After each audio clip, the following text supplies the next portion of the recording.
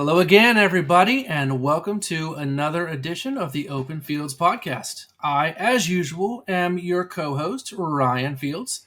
Along with me is the other co host, Ethan Landis. E, as always, what's happening? Hey, what's going on, buddy? Hey, man, how's your week? Pretty good? Pretty good so far. Had a bowling tournament over the weekend. Got ended up placing 16th out of 192, so doing pretty good about that. Pretty good number. So you cashed out, or did you find out? Yeah, I think I made the cash. Ah, that's awesome. Hey, can't complain there, right? I can't complain at all. Well, hey guys, we have a great guest for you today. I have known this gentleman since I believe it was 2006 when we actually worked as videographers for our separate universities, mine being West Virginia University, repping today, and his being Syracuse. Like I said, we were videographers for the women's basketball team. I want to introduce you guys to a friend of mine, great friend of mine, who owns his own consulting firm, who is an award-winning publicity and marketing executive, has a decades of experience in entertainment, sports, and brand spaces. We welcome Lee Meltzer. What's up, Lee? Hey Ryan, thank you for that intro, and nice to meet you as well, Ethan. Very excited to chat, and congrats on your bowling. That's really great. I appreciate it, man. Nice Um, to meet you too. Likewise, no, awesome. So yeah, it's funny. We used to travel. So at Syracuse, you bring up the basketball, and we used to travel to all the different cities. We would go to Louisville, we would go to DePaul, we would go to Rutgers, all the different at the time Big East schools. Mm-hmm. And when we came to West Virginia, I never knew that the Mountaineer comes out with this big gun and shoots it at the end of the first half and at the end of the game. And Ryan didn't tell me this was coming. So we're filming, and all of a sudden you hear boom. And I literally almost fell off my seat with the camera. And I'm just like, what is going on here? You have this guy with a real beard that comes down to the floor. You have a loud shotgun or booming of a gun, and I'm like, what is this? It's like, welcome to West Virginia. Yeah. And it was also a game where I believe you beat us, but Oh, we uh, did. Mm-hmm. but it was there that I really when we chatted, I could see that there's a real bond there. And you're right, it was 2006, and to think that that was 18 years ago.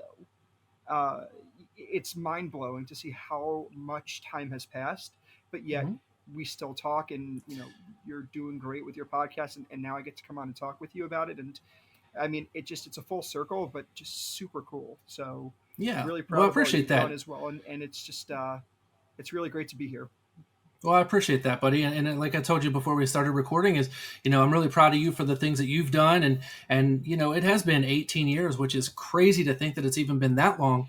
And just to kind of give people an insight, it was essentially just us setting up our equipment right next to each other, to be able to record the game, and to just got to chatting and found out that we just had so much in common, when it comes from the basketball standpoint. And and we'll get into it, of course, is the wrestling side. That's really where we kind of bonded over, is just chit chatting about wrestling. And like I said, we'll get into that. But so how has things been? I mean, it has been 18 years, and we've really kind of just I mean, few and far between. We've had our conversations on Facebook Messenger Mhm. and texting and stuff. But how's things been? I mean, what did you do after women's basketball at Syracuse? So graduation 2009, I couldn't find a job, and it was very tough. And I was offered an internship with this company called Zipline Entertainment, and it was to work on independent film marketing and distribution. And I took it because I had been working previously at Syracuse. I had internships with a company called Substance in London, where I did digital marketing for films, and also with a company called Terry Hines and Associates, doing their marketing and PR for all the Warner Brothers films at Syracuse. So got to do events for them for Sex and the City, Speed Racer, Friday the 13th, handing out different promo items, setting up bar crawls, you name it. And I fell in love with film, and I knew like this was an area I wanted to go in. And actually, I don't know if you know this, but my original goal in life was to go into broadcast journalism. So when we actually met, my goal was to go into being an on-air talent, whether it was going to be for news, for entertainment, for sports, whatever it was, because I used to love being on camera. And to me, that was the goal. I had interned for the Maury Show in 2006, And then going into 2007, the summer of that year, right before I went to study abroad, I interned for WNBC4 New York Sports with Len Berman and Bruce Beck, and got to interview a bunch of athletes. Got to interview some of the Rangers, some of the Devils, and my first day, Len Berman was interviewing. I can't remember which tennis superstar, but it was right around the U.S. Open. And they're like, "Great, you did a great job. Now get in the car. You're going to go to Shea Stadium to do pregame for the Mets with Bruce Beck." First day, and I'm like, Hmm. "Wow, this is insane, but amazing." And for me, here's the truth. I know sports and I know the arenas. I know basically every arena in the country, every stadium in the country. I've been to almost all the NFL stadiums. Uh, but for me, my passion is more about what the sports community brings to. And we'll talk about this too with WWE, the whole community about it all. And I'll never forget, I got asked to go and interview Larry Doby Jr. It was Larry Doby Jr. Day in New Jersey, and they said to me, "Okay, you're going to go interview him," but they didn't tell me that I was also going to be interviewing another legend that day in Yogi Berra. And meeting Yogi, getting to talk to him, and to do that, it was surreal. And for me, I love that. I love having conversations. I love asking the right questions. But going back to how I got to where I am now, I realized I love being on the camera, but I'm way more creative and way stronger behind the scenes. So going back to after college, taking the internship, uh, it was a small independent company called Zipline, and we specialized in independent film marketing and distribution. And then in August of 2010, our company was acquired by the major PR firm PMK and we became their film department. So I was with PMK until it was August of 2019. We merged with another powerhouse of PR called Rogers and Cowan to become Rogers and Cowan PMK or RNC PMK. And I had an amazing 14-year run with them. And unfortunately, I was laid off in July of last year, but when you're with someone for 14 years, it's one of those things where I also needed personal growth and I needed change. And I love the company, I love the people, and I still talk to a lot of them. But when that all happened, I said, I don't want to go and join another agency immediately. I want to try being on my own. I want to try doing different things. And there were so many people who said to me, "I'm here if you need help. I'm going to recommend you. I'm going to do all this and that." And, you know, you hear it, but you don't always believe it because it's like when someone says, "Oh, let me help you with something," and then you ask and then they don't help you.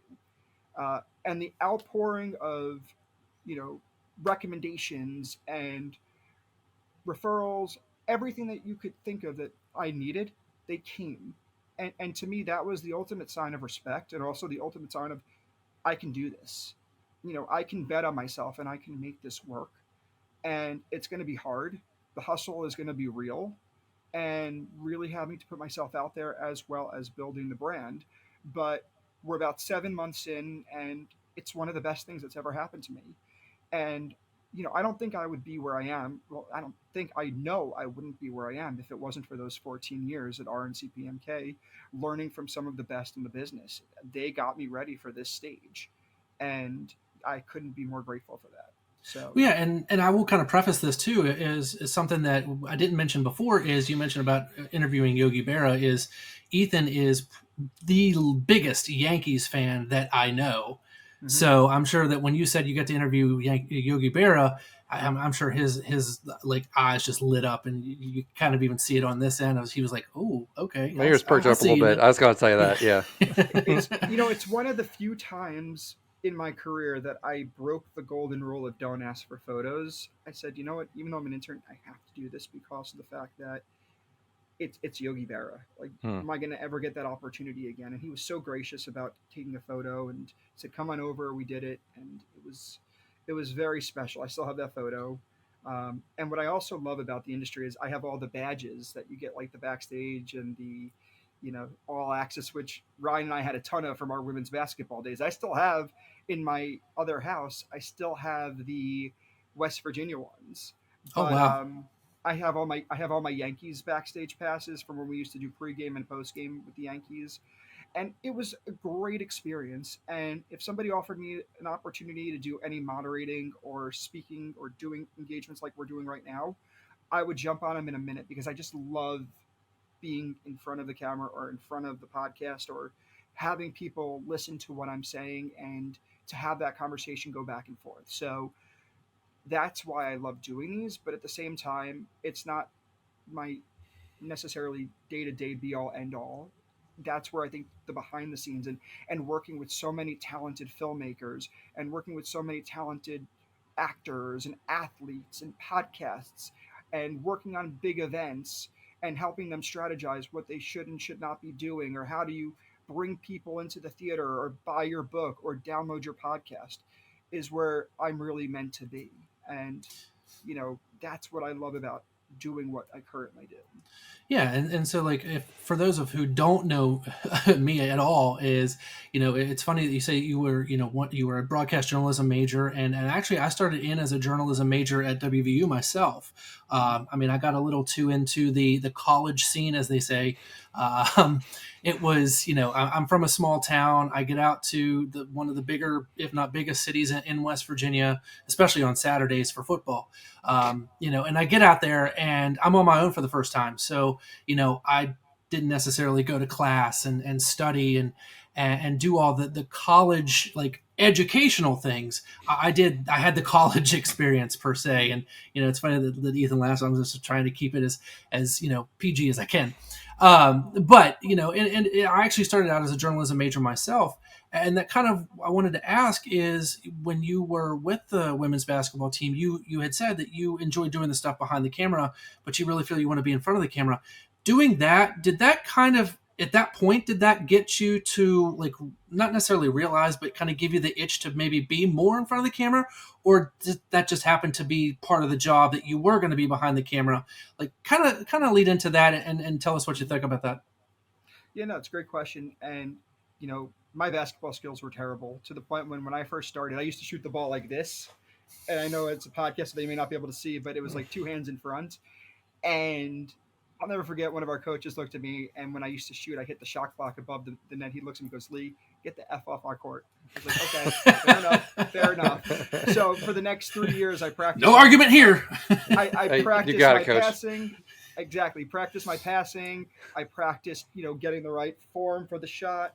And, I never wanted that to ever be filmed. But that being said, videography was only one part of my role for being a manager of the women's basketball team. I used to set up all the practices and get there early, bring out the water cart. I used to run the shot clock. I used to, work with the student athletes and make sure that they were all good. We would travel to all the different cities, and I would also pick the restaurants on the road and make sure we had all of our meals.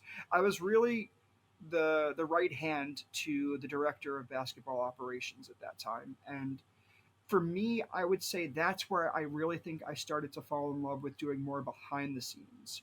Because when I was in high school, I had this TV production class, and I used to do all my own TV shows, write, shoot, edit, and they would air on local access. And that's why I really thought I was going to be a broadcast journalist. But my teacher said, "Lee, you're going to be a producer, and you're going to go into producing, and that's going to be where you're going to shine." And, I took it to heart at first because I wanted to be on camera. But looking back on what he said, doing the strategy, doing the marketing, doing the distribution, doing the overall production, if you will, I've really gone into producing.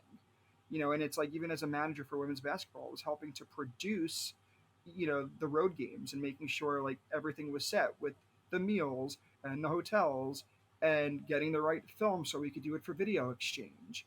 And that was really the true testament to me too, learning about what I wanted to do. Because when we're in college, right, we're in classrooms, we're in lecture halls, and we're listening. And I think maybe 75% of that sticks with you if it really resonates. There are classes I took in Syracuse I can't remember a single thing about, but there's classes that I could remember everything about. And to me, the best homework and the best skills that I've ever learned were being a manager for the basketball team, as well as all of my internships, because that was the real world experience. Learning how to juggle getting on the road, 2 or 3 days a week, going to different cities, having to still maintain a 3.5 GPA, and making sure that everything was getting done that needed to be done for all the other things I was doing, like being the Warner Brothers rep for Syracuse University, being a president of the events management club, and also taking care of all the athletes and doing what I need to for the coaches. That to me was where I think I really learned that this is where I'm going to go, and that's why I'm going to take the direction of going more into the publicity marketing management side that I ended up taking. So I didn't really get the itch to be in front of the camera. I really got the itch to do even more behind the scenes. Yeah, and from what I understand too, is Syracuse does actually have an amazing journalism department Hmm. at the university.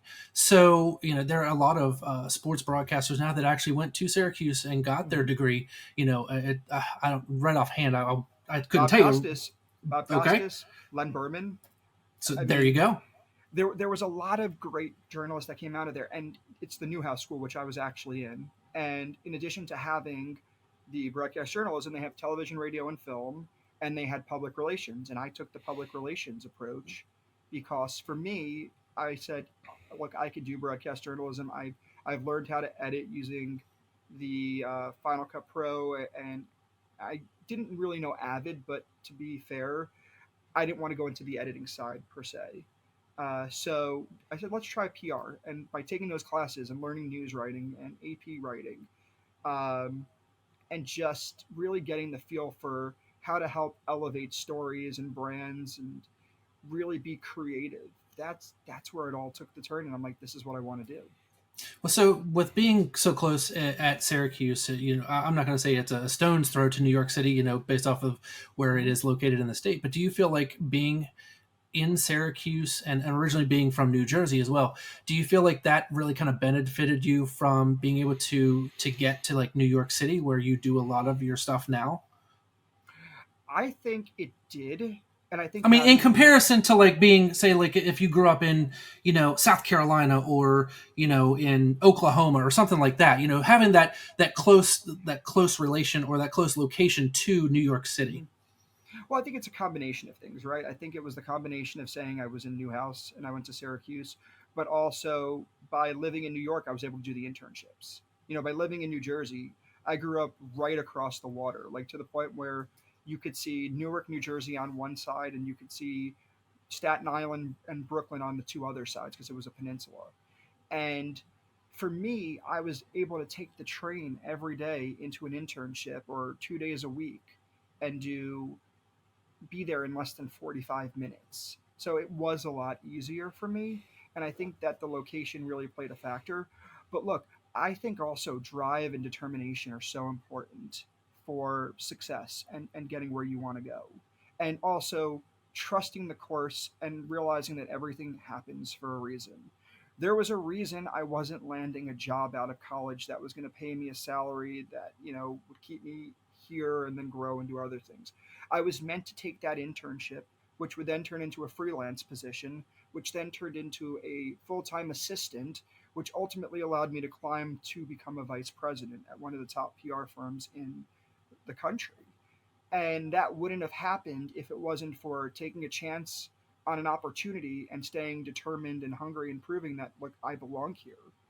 Um, and by saying I went to Syracuse, I think opens a lot of doors. But if you were to tell me now, hey, you went to Syracuse, I don't think it matters. I think everything else is proven just from my experiences and my work why I'm valuable. But in that very beginning, yeah, I 100% think saying I went to Syracuse opened doors for internships and for credibility. But here's the thing, it doesn't matter where you go to school. It really comes down to how hard you work and how bad you want something. Because if you want something, you're going to make it happen. That's a fair And statement. and Hmm. even if it's not what you think it's going to be, you know, it's going to happen. And I think that's a good segue, even talking about like WWE. You know, when I was younger, I thought I was going to work for the company, and that was my goal, was to do everything I could to work for that company.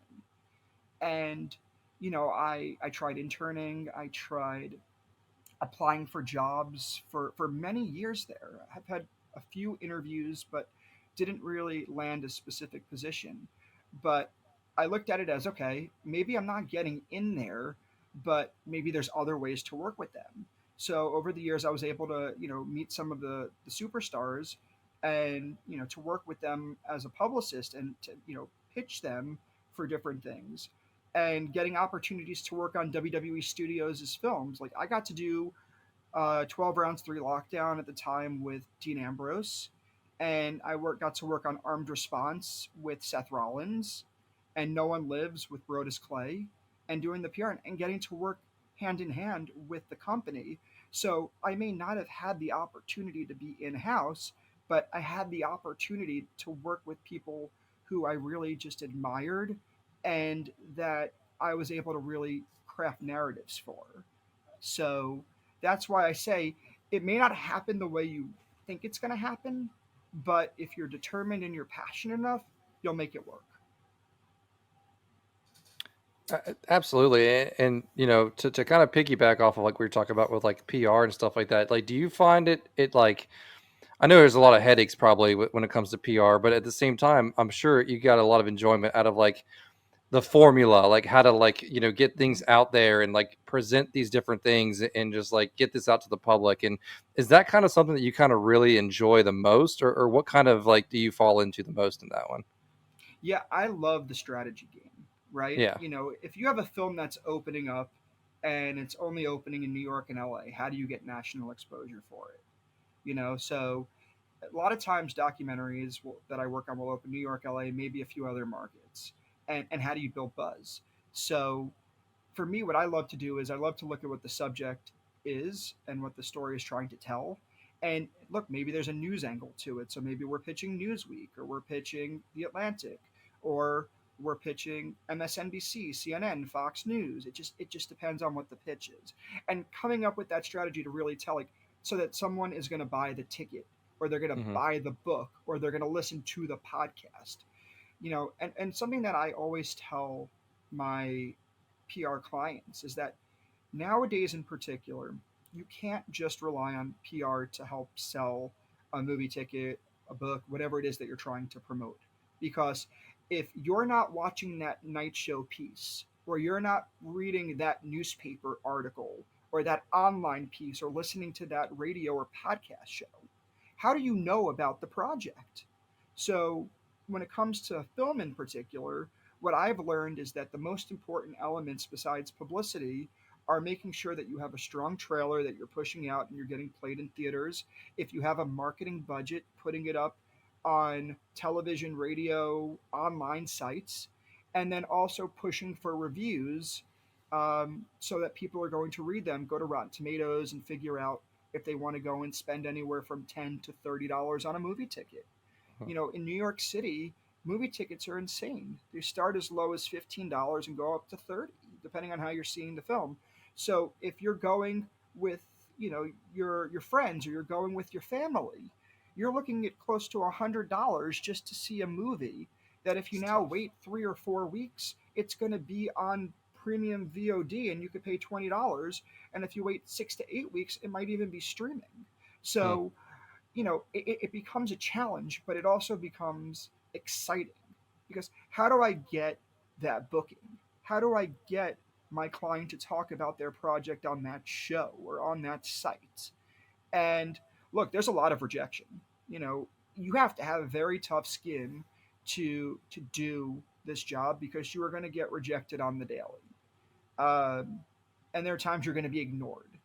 And look, you can't take it personally. I used to, but now I literally just say, look, if you're gonna pass, just pass on me so that I can tell the client it's a pass. You don't even have to tell me why it's a pass. Just let me know, because they are asking, and I want to make sure that they are aware of, there's an update, and there's a real respect factor to that too, because sometimes it's just not the right fit, and most times it's a bandwidth issue.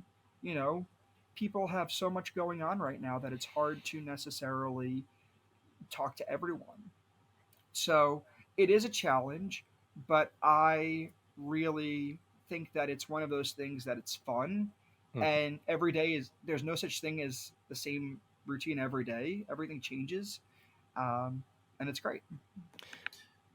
Yeah, and I was gonna like to like follow up with that is I feel like social media and then as well as like with like the pandemic and stuff really kind of changed the game when it comes to stuff that you do because of the switch to streaming. There's more and more movies now that come out that are just strictly Mhm. streaming.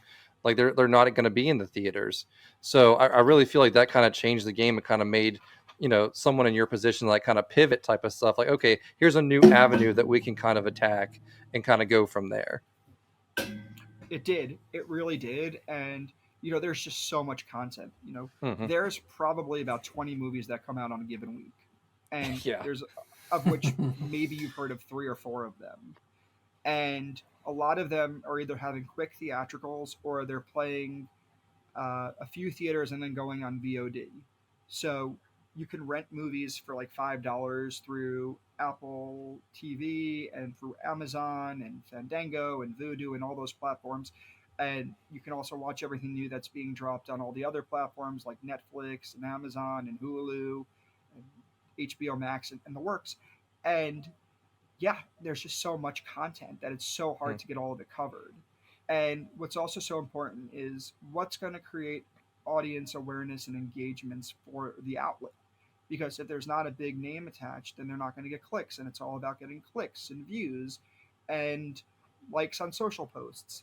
And I do think social media actually is so important right now. And I think that if you have a big following, you are an influencer and you are influencing people to go and see a movie. So to everybody who has, a million, 2 million, 3 million followers, that's direct to consumer. So if they're saying, hey, come see my new movie, they're people who are following them are likely to go watch it either in theaters or on demand. So that is as valuable as getting, a hit on a major morning show or evening show or in a major publication because you're likely to watch this or go support them for seeing what they posted on social media.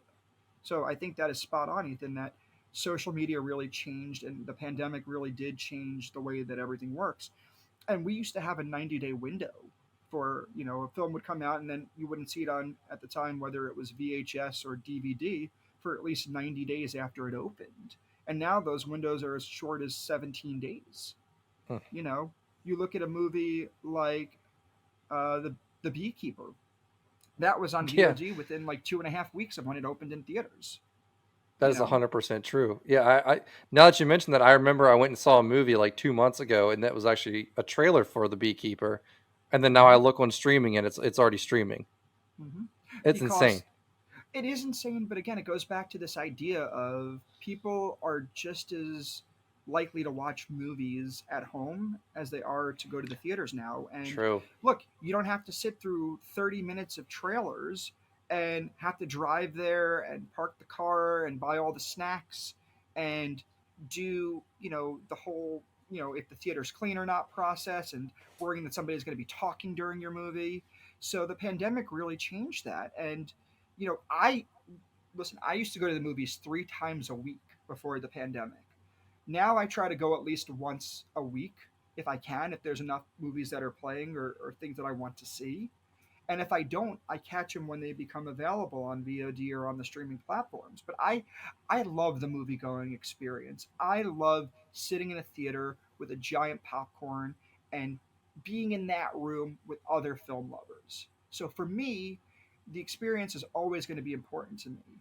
But Hmm. also with whether it's AMC, how they have stubs, or Regal has their Regal Pass, it's also making it easier for me to spend $23.99 a month for 3 movies a week in any format, or $21.99 with Regal to see a movie every day, in specifically in 2D, to say, okay, it doesn't matter if the ticket's $30. I just paid for the whole month with that one ticket, Hmm. and enticing me to do that. And I think that's really helped get people back to the theater. But I also think people want to go to the theater now as an experience. So you're going to want to see Dune 2 on a big screen, most likely in IMAX or Dolby Cinema or RPX or DVOX or whatever format it is, because it's going to have great picture and great sound versus watching it at home on your 43-inch television.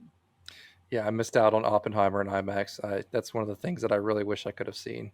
Mm-hmm. Um, But no, yeah, and that's the thing, though, is, man, America runs on convenience for the most part, and there's Mhm. nothing more convenient than just throwing on your smart TV and, oh, hey, there's a new movie on it. But there are still people, which, and I'm of the same kind of mindset, where the theater experience is definitely something enjoyable. There's something like very, I don't want to say, I mean, at this point it is kind of getting like throwbacky, you know what I mean, like just to Mhm. going into a theater with your popcorn and just enjoying a flick. But you Mhm. know we're do you think that's in trouble, though, like the whole experience? I don't think the experience is in trouble. I think it's changing. I Hmm. think it's in a way of, again, people are going to go see the bigger movies at the box office, and not in the theater, excuse me, and they're going to go for those experiences. They're going to see the ones that they need to see on the big screen, and then they're going to watch the others at home. And I think, you look at what AMC has done, where now they sell their popcorn at Walmart, online, and in the theater that you could bring home. Hmm. And look, I'm the kind of guy who will walk into a movie theater and they'll say, "What movie are you seeing?" And I'll say, "I'm not here to see a movie. I'm here to buy a popcorn. Like, I just want to buy a popcorn That's and take it awesome. out with me." And and I'll go and I'll buy the bucket and then I'll refill it and take it home with me so that I have at home. I love popcorn. I I love never movie thought of that. popcorn. That's awesome. As I say, that's the first I've ever heard that too. It's the greatest thing because it's just so good. You walk in and look, living in New York, there's movie theaters all over. I could just walk in and be like, "Hey, I just want a popcorn," and then walk right out and go home with it. And people used to laugh at me and make fun of me. Like, when we were in Syracuse, uh, we were up at the time it was the Carousel Center, and now it's Destiny USA. And there was a Regal Cinemas there, and they were closing up for the night. And at the end of every shift, the theaters take the popcorn and they put it in these giant bags, and then they save them for the next day, and then they put it out, and then they pop together fresh popcorn, for the rest of the day, the next day. Hmm. So they packed it all up and they were getting rid of it. And I said, "Oh, I wanted to get a free, a refill on my bucket." And they said, "Well, we closed up, but do you want one of these giant bags?" And I said, "Absolutely." Like, you kidding me? I took it back to the dorm room. I was one of the most popular kids on the floor. People were coming in, taking popcorn, putting it in their bags. This was pre-pandemic, so everybody was putting their hands in, grabbing as much as they could. And our dorm room smelled like popcorn for months, but it was one of the best things. And for me, it's like that is the movie experience. Hmm. Even if I'm watching at home, I have to pop popcorn. I have to make my own fresh batch, to the point where my sister-in-law bought me this amazing popcorn kit where it was the coconut oil and all of that and the kernels, and now I just make it at home. So when I'm watching movies, either for pleasure or for work, I have my fresh popcorn right there. Now, Lee, this is important. What kind of popcorn do you prefer here? So I usually will pop Orville Redenbacher. My man, Uh, let's go. and the kernels. Uh, and it has to be the original. But Okay. also, I love going to a popcorn store. Whether there's some great ones in Connecticut. There's a great one in Pop Nito in Newport, Rhode Island, that I've become friendly with because we go there so much. And he gives me the bag, but also I buy their kernels because they also have different kinds. They have the white kernels, and they have which are the yellow kernels, and then they have the mushroom kernels. And the mushrooms pop out and they're like more fluffy and uh, they're bigger than a regular kernel. So it just depends, but they don't pop as well for me as the regular Hmm. kernels. Well, let me be the first to say I have never in my life met a popcorn aficionado ever. It's So it's really fun, and I have a friend who has written pieces about popcorn, and he brought me in as a popcorn correspondent, if you will, to talk about the different popcorns. popcorn, Uh, popcorn connoisseur. Yeah. Exactly, popcorn connoisseur. That's So awesome. anytime people need to talk about popcorn, or I can tell you the best theaters in New York for popcorn, and just where else I've traveled. But even arenas, like even in arenas and stadiums, that was the other thing too. When we were traveling all over the country for women's basketball, I was always getting popcorns, and it's like some arenas were better than the other. Carrier Dome, or now the JMA Wireless, was good, a little salty at times, but one of my favorite arenas to go to for popcorn um, is the old American Airlines Arena. I think it's now called, I forgot what they call it now, in Miami, where the Heat play. And they used to Mhm. have refillable buckets. And same with the Barclay Center in Brooklyn. You get to pay like $16 and you get a refillable bucket. And now they got rid of it since the pandemic, but very fresh and not too sitting around all day. There are other arenas I will tell you not so good. Yeah. I think Well, I've been to a couple of them. I probably have too. To be able to say And the which worst ones they part is were. they charge the most. Yeah. Yeah, That's it's usually why. the way it goes. Yeah. They have to get what they can. Yeah. Exactly, exactly, They charge you on the front end because they know you're not coming back. That's what it is. exactly right. So yeah. Anyway, Lee, I want to kind of go back a little bit, and as much as I was really enjoying the popcorn connoisseur conversation, didn't think that was going to go in that direction, but I'm glad Hey, it I did. didn't either. That's one of my favorite conversations we've had on here. I'm gonna let you know. Absolutely, yeah, that was a good one. No, I'm not gonna lie. Well, But hey, yeah. So I kind of wanted to go back, like you said, you're in New York, and you've really talked about all of your life travels and what you've gone through from interning and everything to really leading into owning your own firm. So, kind of talk about, if you will, what it really took, other than your internships and I don't want to say life experiences, but your travels in life to getting to where you wanted to like run your own consulting firm, and how is that going?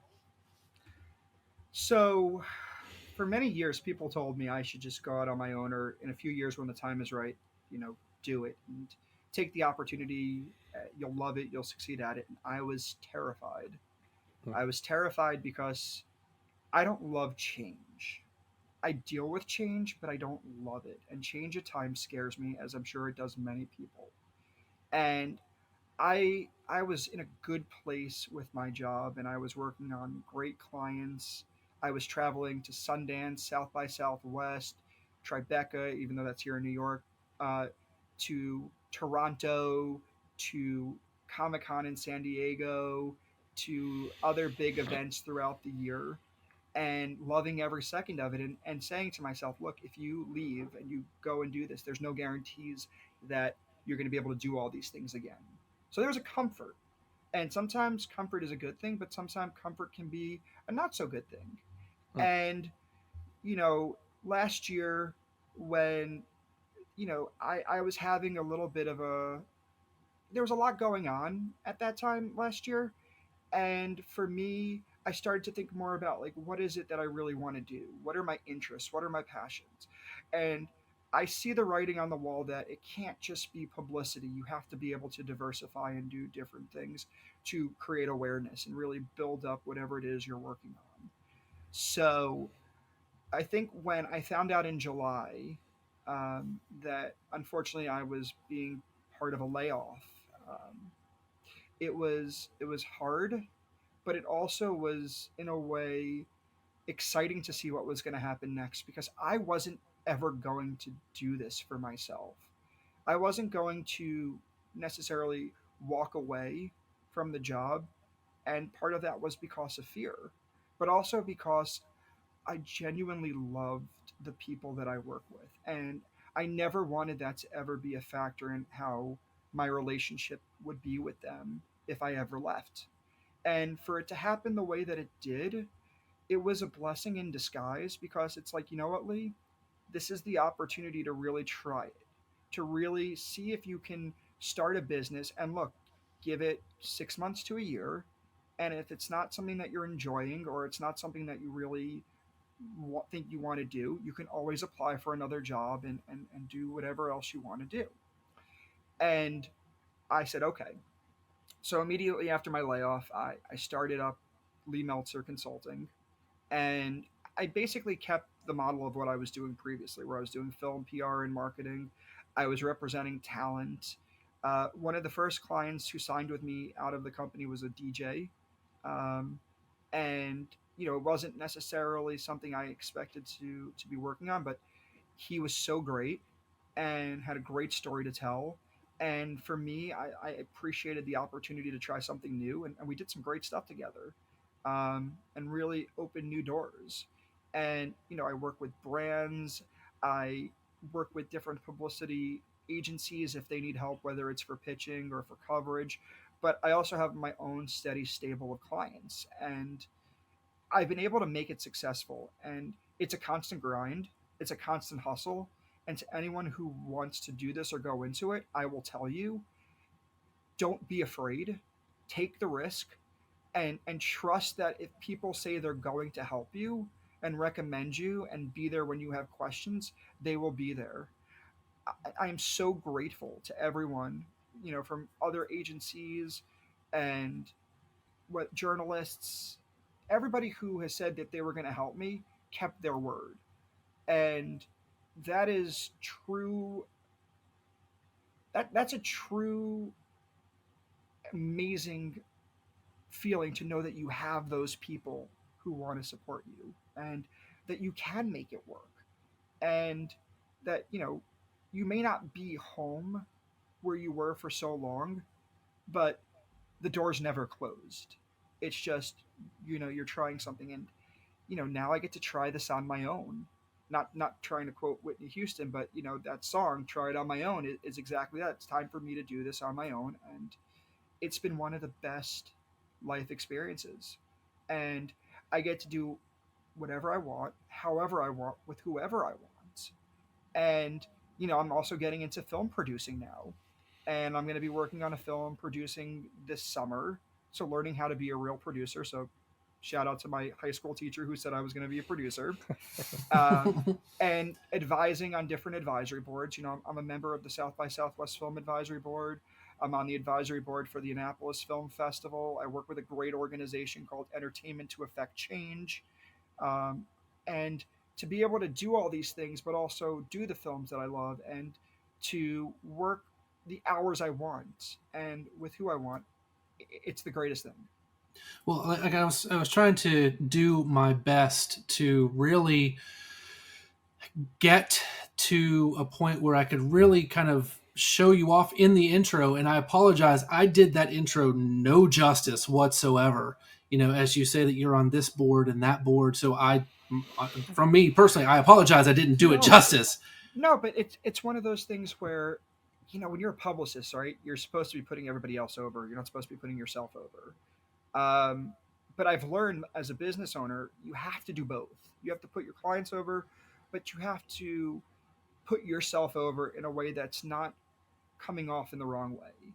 And to anyone who is a business owner and to anyone who is doing like a podcast like you're both doing right now, you have to always be promoting your brand. You need to be telling people like, hey, listen to this, or hey, this is what I'm working on. But you have to do it in a way that doesn't come off like I'm throwing it in your face, but like, Absolutely. hey, I'm really proud of this. And a friend of mine taught me something that I thought was really smart. And I do this a lot on LinkedIn. And to everyone who's listening to this, I think that this is one of the best pieces of advice, especially if you're on your own or you're working at a company, is when you're posting on LinkedIn, right? You're posting an article or you're posting a podcast or you're posting news, you know, tag the person who wrote the piece, tag the people who worked with you on the piece and say, thank you to Ryan and Ethan for allowing me to come on the show and to be a part of this. Click the link below, because even though I'm on my own, I still have teams and I still work with people. And I always want people to realize how much I appreciate them. And also, if it's a journalist, I want them to understand how much I appreciate that they took the time to work with my client and promote their project, because they didn't have to do it. They wanted Absolutely. to. And that's to me so great about this industry, is that we're working in tandem. You know, my goal is to get buzz from my client. So my client hires me to promote them, and I have to work with a journalist to get said promotion. And the journalist needs to talk to said client so that they can write the story so that they can do their job. So it's all one circle that we're all working together. And that's the thing. If you realize you're working together with people and there's no I in team, that you're doing this together, it really goes a long way and will help. So um, again, I think that that's just so important, is making sure that you recognize the people who are helping you along the way. Yeah, and I think I can speak for Ethan as well. Is that is something that I take this podcast very seriously, and I know he does too. And it's to the point where I don't want to sit here and keep throwing it in everybody's face that hey, listen to the podcast, listen to the podcast.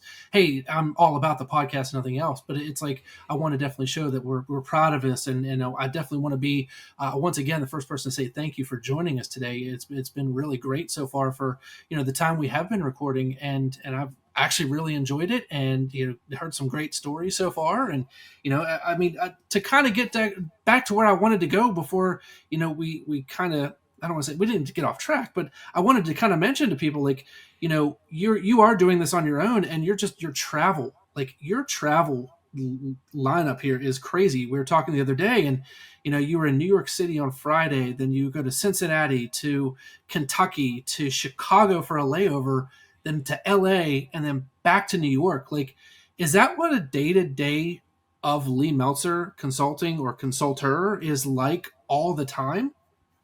Depends on what season we're in. So if we're in festival season, it gets very busy. Or if there's films that are having a PR tour, which is what I was on, where we went to Cincinnati for a screening. We started in New York, we had a screening, then we flew to Cincinnati, and then we had a screening there. I went to Kentucky right across the bridge because I wanted to be able to say I went to Kentucky this year. So Okay. right across the bridge. And guess what I did? I went to the AMC and almost bought a popcorn. My So so man. so there you Priorities, go. baby, Let's go. priorities. So that yeah, so then we went back across the bridge. I was in Cincinnati. Then the next day we flew to Los Angeles. We did have our layover in Chicago for 2 hours, and then I came back I went to LA. Was there during the torrential downpours. Flew back on Wednesday. Came back to New York on Wednesday night, and then Thursday left for Connecticut. And then on Friday left Connecticut to go to Vermont to go skiing. Well, I didn't go skiing. My wife went skiing. I literally just sat in the house and ran around Vermont. But it was crazy to say that I was in like 8 states in a matter of a week and a half. Say, Because I right think you before said that about a I week and was a half, 2 weeks or something. because right Man. before that I was in Tampa at the Royal Rumble. Yes. So Oh. it was a lot of traveling, but I love traveling, and that stems back to the women's basketball days when we would be playing, you know, in West Virginia. We'd fly back to Syracuse. We'd have a home game, and the next day you're flying to Louisville. Like Hmm. one of my personal favorites was we did we hopped on the bus and we went to Albany to play Siena, and then the next day we took the bus to the airport and we went to Salisbury, Maryland to play Maryland Eastern Shore. Came back, had a game at the Dome, and then a couple of days later left for Anchorage, Alaska for the Great Alaskan Shootout. So I was used to the travel. I mean, I was used to living out of my duffel bag and prioritizing, okay, making sure I have my travel bag, 2 or 3 days worth of underwear and socks and shoes and everything, and let's go. So that's where my passion for traveling and constantly on the go came from, was from that women's basketball. That's And great. when I'm not on a plane and I'm not traveling, it's like, why am I not traveling? Why am I not there? I mean, I'm titanium with Marriott and I'm diamond with Hilton. My So man. it's great. I love it. That's so funny. So, like I said, we've kind of gotten to the little whisperings, I guess, of it. Lee is one of, if not the biggest wrestling fan that I know, and I know a lot of wrestling fans myself. Ethan does follow, not so much anymore, right? Yeah, it's been touch and go with me for the past couple of years, to be honest with you. But I definitely grew up with it, kind of like we all kind of did. You guys are a little bit older than me, but I still remember the Attitude Era, and coming up in that generation, and it hasn't captured me in the same way as it did back then. I haven't really stayed stateside with all of my interest. I do have interest outside of the WWE, like New Japan and that type of stuff. Mhm. So Yeah. So for me, I'm a fan, but I'm really more a fan of the business. As mm, I've gotten older, I've become a very big fan because what I like to tell people is when you watch WWE, you're watching a real life Marvel. You can't go and shake Captain America or Iron Man's hand. You can shake Robert Downey Jr. and Chris Evans' hand. You could shake Allison Brie Larson's hand, excuse me, for Captain Marvel, but you're not really meeting Captain Marvel. But when you meet John Cena or you meet Roman Reigns, or you meet Zelina Vega or Chelsea Green or any of the superstars, you're meeting them. And that's the thing, is that they are real life superheroes. They're real life performers, and what they're doing on the day to day, not only in the ring but outside of it, is truly remarkable. I mean, you look at someone like a John Cena who has granted more wishes for Make a Wish Foundation than and anybody. than anybody. And you Hmm. look at how, they are now doing shows all over the globe. Like this Sunday, they're doing Elimination Chamber in Perth, Australia.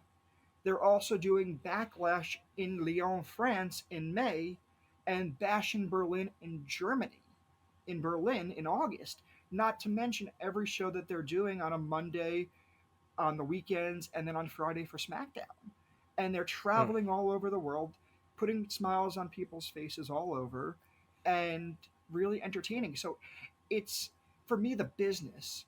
And you also look at some of the people who have come on and sponsored these events. Like the Royal Rumble was sponsored by Slim Jim and was sponsored by Cricket 4G Wireless or Cricket Wireless. And they were all over the the arena and all over the stadium. Even last year, WrestleMania, one of the matches was sponsored by Intuit TurboTax. You know, this is a brand that went from a regional territory business to a global juggernaut. Yeah, it is a And global brand for sure now. you can go anywhere in the world and mention the letters WWE and people will know what you're talking about. It's also an amazing platform for all of their superstars and performers. And you've seen the transition for wrestlers into actors like Dave Batista, John Cena, Dwayne The Rock Johnson. We've also seen them go into television, how like Becky Lynch has done TV, Liv Morgan's been on TV, Zelina Vega was in Fighting with My Family. I mean, Yep. Fighting with My Family was all about former WWE superstar Paige Paige, and yes. her life. I And remember back it's in the day, just, Stone Cold did Nash Bridges too. he also did The Condemned and a bunch of other movies, but Yeah, yeah. it's really transformed entertainment, and it's not. It's also one of these things that I don't think a lot of people back when understood.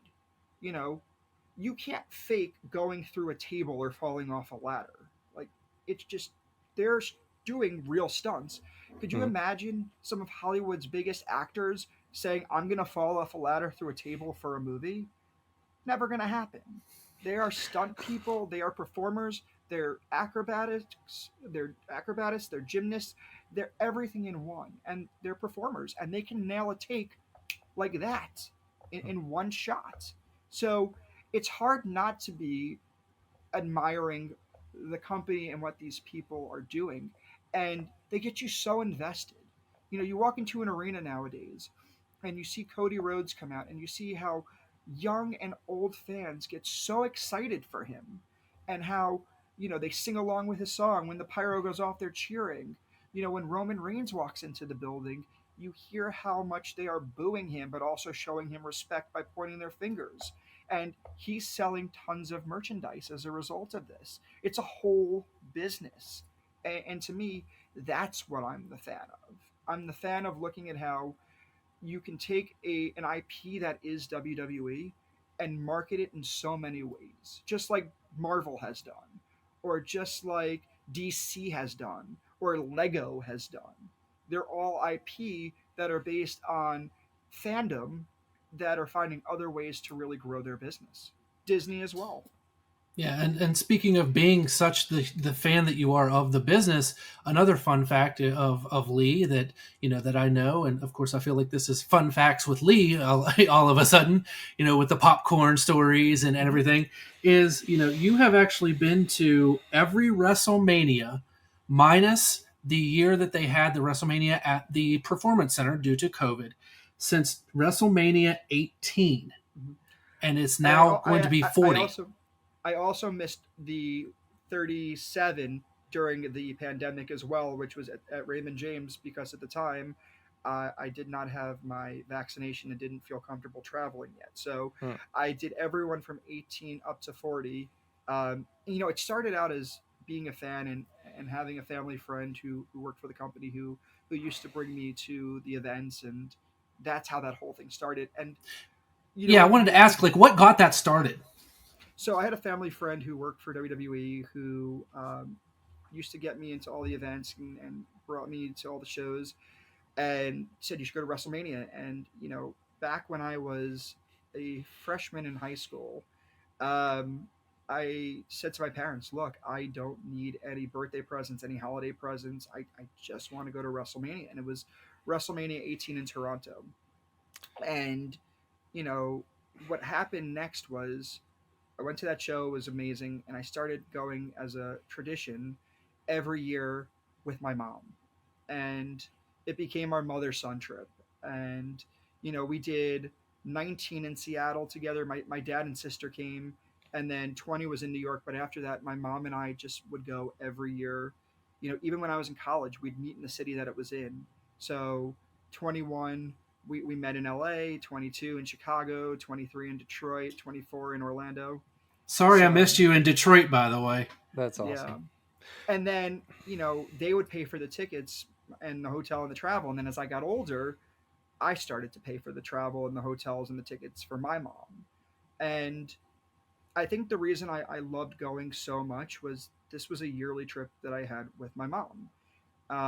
And my mom is older now, and she had double knee surgery, so she can't really walk up the stairs in the stadiums and the arenas as much. So she doesn't go with me as much to shows, but we're always talking, and she's always sending me messages and things like that. But yeah, I think the real reason why I just stayed so into it was I was always excited for WrestleMania, but also like our yearly trip, um, and that's why it stayed the way it did. And then I think the tradition really ended in New Jersey in 2019, right before the pandemic was the last one we went to together. And coincidentally, prior to that, so 18 to 35, my mom and I went to all of them together, except for 30 and 34, both in New Orleans for two different reasons. But yeah, that's why it meant so much to me. And I keep the tradition going just because I love going.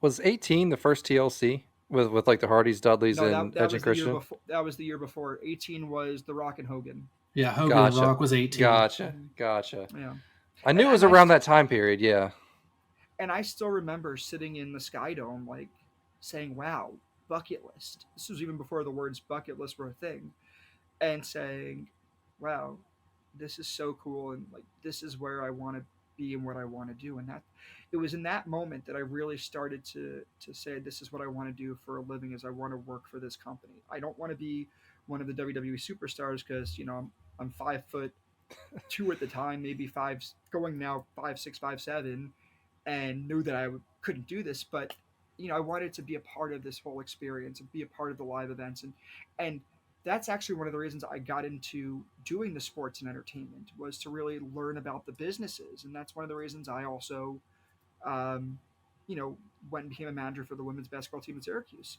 was to travel to all the arenas where they were going, and to the coaches would say to me, "Lee, where are we playing tonight?" And I'd be like, "Where are we going? We're going to West Virginia. We're at the West Virginia University Coliseum.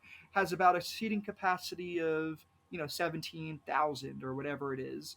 Or where are we tonight? Oh, we're at Freedom Hall, which is about 18,000 in Louisville, Kentucky. This was before the Center, because I always heard them say every week, "We are live from the sold out arena," and hear their capacities, and it just stuck with me. So that's awesome. Yeah, again, that's a great story. yeah. So my interest in the company stems from the family aspect, and I don't think I've really shared that with a lot of people. People who know me and know why I'm a fan don't understand as much of the reason why I'm still the fan that I am, and what made it so important to me. And also, to be able to watch this growing up and to know there was always a constant on Monday nights and there was always a constant on Fridays. You watch TV shows, and after a couple of weeks the season ends, and now what? Now you got to wait for 6 months to a year for them to come back with a show. Every Monday night I always had something to watch. Every Friday night I have something to watch. And man, So it was that safety of knowing that there was always something there. there was nothing like Nitro against Raw back in the Hmm. day. There was nothing like that, man. It was electric. It was like, you had Rock and Stone Cold, and then you flip it over, you have like Hogan and Nash, or whatever, man. That was, I think, the height of like the interest in wrestling whenever like growing up that way, because there Mhm. was so much competition that way. And Yeah, yeah. that was just that's what captured me. Like that whole era right there, where it was like you can flip to, was I think it was USA, and Raw was on, and then you Mhm. can flip like two channels down to TNT, and then that's where Nitro was on. It was incredible. Mhm. Yeah, it was an amazing time, and you look at the business then versus the business now. You had a product that was TV, 14 with the Attitude Era, and now you have a product that is TV PG or TV, very family friendly. Hmm. Um, and now you see kids in the audience and you hear them screaming, "We want Cody," or "We want Roman." No, we don't. And they start going in Madison Square Garden or whatever the arena that they're in, and there's this community, right? There's this, Hmm. as they used to call it and still do, the WWE universe. There's this universe of people who are there to support their favorites and boo the bad guys, if you will. But everybody in there is escaping anything else in life for a good 2 to 3 hours. Hmm. And it's entertainment, and it's no different than going to a Broadway show or going to a movie, and finding entertainment to distract you from everything else going on in this world or going on in your world, you know? And that, I think, is what's so great about being in entertainment and working with the talent and the films and the podcasts and the authors that I work with, because their goal is to entertain. Their goal is to tell a story or to perform to bring joy to someone. And as I say, we're not curing cancer and we're not saving the world. And to the people who are doing that, those are the real heroes. But what we're doing is we're providing enjoyment and we're providing a distraction in a time when people really need it. And during the pandemic, having different forms of entertainment, I think was so important. But also, you know, in the end of the day, what I'm doing is not what the doctors and the firefighters and the police officers and the teachers and the first responders are doing. And I admire them, what our service members are doing. But again, what we're doing is still a way to distract. I know I kind of went off on a tangent on that, but it just goes to show, like, at the end of the day, like, we're all doing things to create a difference. Um, and again, I love just being in entertainment and to use that as an escapism from things, other things going on in life. And I think too is for me especially like I use wrestling as kind of a way to kind of get away, and it's really allowed me to forge friendships, with you, Lee, with Ethan, with our friends Matt and Scott and Doogie and Ken and Marcus and Mike and everybody that's in our little group. That it really does allow us to gain more friendships with other people. That in a way, like when I was growing up, which I actually have my first known like wrestling thing that I had was my aunt actually VCR'd or VHS, for those young ones out there that actually VHSs they What's existed. that? Yeah. Yeah, what is that? It was a VHS tape from February 1st of 1988. I was born, and it was for the WWE or WWF at the time, Saturday night. Mm. And it was I had just turned 3 in November of 87. So, I was young, and, not obviously not at that point did it allow me to, like, my dad kind of brought me up with it. And I have the little rubberized action figures still. I actually still have those. But yeah, like, it allowed us to kind of forge more friendships. And back when I was growing up, say like sixth, seventh, eighth grade, it was kind of taboo to be a wrestling fan in a way, Mm-hmm. which is kind of Hmm. crazy to think now. We grow up and we're the children of the DX, crotch chop Mm-hmm. and things like Yes. that. And now it's the singing of the theme songs and stuff, which is very funny, to listen. But allows it. It's like we're the male versions of the Swifties with football now. You know what I mean? Mm-hmm. So it's really cool to hear the different stories. And the other one that I had for you is for the people that may be asking is, I said something about WrestleMania 23. I was actually in WrestleMania for WrestleMania 23 in Detroit.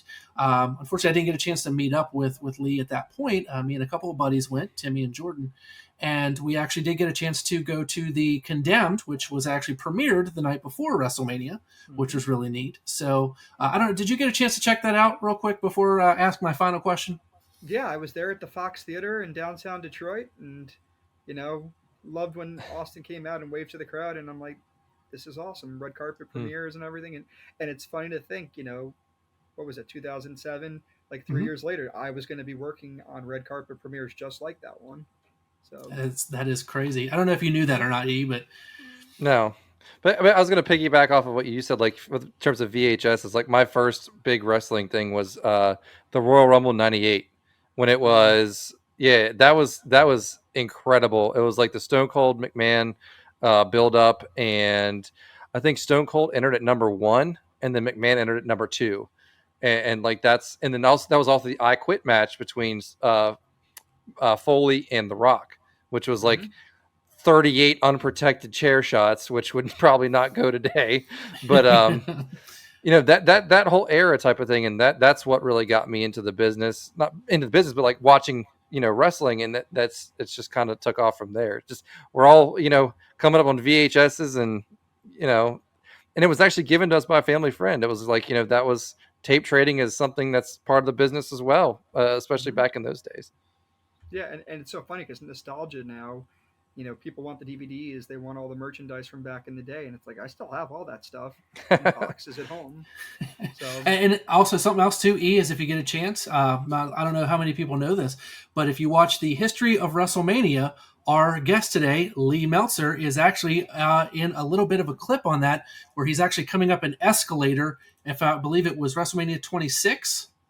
no, it was actually 23 in Detroit. Oh, I'm sorry. I thought it was No, but 26, and I'm shocked that you knew that, and that was awesome.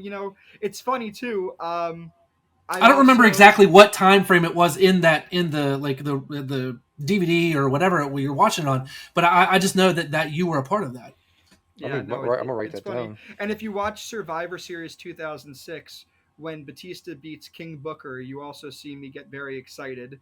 Which, if the tables were turned right now, I would be sad because I am, you know, very much of the King Booker and Queen Charmel world right now. So, but yeah, it was funny when I watched that. I saw that back. I was like, oh wow, look at that! I'm on that too. Um, and there you go, getting to be on the camera. Yep, Hey, absolutely. There you go. it just finds you sometimes, man. That's all you got to It say. does. Yeah, and not to mention, I mean, and to not to get into another story too, but your recent post on being on a TV show back when you Mm. were a young kid too. So, and heck, I didn't even get to talk about the another fun fact that your wife is a part of SNL, which is really neat. And hmm I don't know how much you can speak on that, but that was also a really fun fact to learn about you as well. Yeah, I mean, I met my wife in 2018, and she was the art director for the Jesus Christ Superstar Live on NBC. Hmm. And a couple months later, she was nominated for an Emmy and ultimately ended up winning an Emmy for that. And then, Congratulations. Hey, shout yes, out. thank you. And then later that year, she was offered a job at Saturday Night Live. We'd been dating for a couple months, and she said, if I take this job, we may not be able to see each other on nights and weekends. Is that okay? I don't want it to affect our relationship. And I literally looked her in the eye and I said, look, if you don't take that job, I'm breaking up with you right now so that you do. Plain and simple. Like, you are taking that job because it's going to help with building your career, and it's such an amazing opportunity. And she's now been there. This is, I think, her sixth year that she's there, and every week, I get to see her work, and I see her as the art director and stuff that she designs. And to me, it's so awesome, and I'm so proud of everything she does. And to be able to tell people like, oh, that was hers, or she art directed this, or she did that, it means the world to me because it's my wife, and I only want the best. And Absolutely. it's really awesome. And she's now a Boy, two-time Emmy winner, and hopefully she'll have more to go to Hey, her shelf. just killing the game. Come no on. She's killing it. kidding. Absolutely. Congratulations. Very talented, very talented. Absolutely. Well, the last thing I wanted to ask you, Lee, and once again, thank you so much for taking time out of your evening to sit here Mhm. with Ethan and I, and discuss life. And I always thought it was very interesting to kind of learn more about you and after we've met and as long as we've known each other, like we said. So with that being said, where does Lee Meltzer go from here? Well, the direct answer to that is trying to figure out what he's going to eat for dinner. Um, but in the bigger question is, I don't know. You know, I really don't know where I'm going in terms of life, and that's the exciting part, especially being on my own and doing this. Is, you know, maybe I'll produce more movies. Maybe I will work with more talent. Maybe I will work with more festivals. I honestly, it's a crapshoot, and it's one of those things where it's a constant hustle and you never know. But also, I believe in meeting people and having opportunities come that you may not necessarily expect or think are meant to be, because in life everything is meant to be. Like, I was meant to meet you so that 18 years later I would be sitting on your podcast. You know, I was meant to swipe right on that dating app that ultimately would lead to this woman that I met to become my wife. Um, I was meant to take that internship with the company to ultimately pave the way for my journey to becoming the VP at the prestigious PR firm, and being on that ride. So I'm going where life takes me, and I hope that it stays in entertainment and sports. Um, if it goes into teaching and mentoring, I love mentoring. In fact, I'm going to be at South by Southwest in a couple of weeks doing publicity and marketing mentoring. And if people want to go and do that, they can sign up online. And I love talking to students. I love helping the next generation. And I love giving back, because when I started, I did not get all of that help that I would have liked or I wanted. And I never want somebody to have to go through that and not get the answers to the questions they have, or to come up in the industry not fully having somebody to advocate for them. So I really am cognizant of talking with as many people as I can and helping wherever I can, and just being a resource, if you will. So that's the plan for where I plan to go. Is there is no plan. It's just, let's see where life takes us, and I'll keep you posted, and then I'll come back on the show and tell you more. Absolutely. That sounds great. Hell yeah. Well, yeah, like I said, man, I very much appreciate you taking your time out of your evening to sit down and just chat with us and have a good old conversation and just find out where you've been and how you've done. And just from what I've read and what I've seen that you've posted and everything, I want you to know I'm super proud of you, buddy. Appreciate Keep that. up the great work. To your wife as well, congratulations on the Emmys, and hopefully she keeps up the great work as well. So, other than that, E, you have anything else to add? Because I'm out.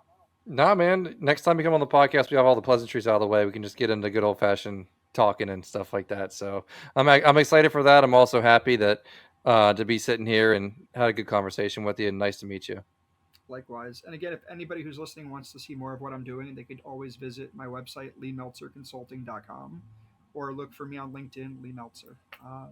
So, yeah, pleasure talking to you both. And again, so great to really have this reconnecting, because it's been too long, Ryan and Ethan. It's been a pleasure talking and getting to meet you as well. And let's do it again sometime. Absolutely. Absolutely, absolutely. So, all right, guys. Well, thank you guys for joining us this evening, and we'll be posting this here soon. Check us out on Buzzsprout, Amazon Music, Spotify, as well as YouTube. So, for myself, Ethan, and Lee, thank you again, sir. Guys, have a great evening. We're out.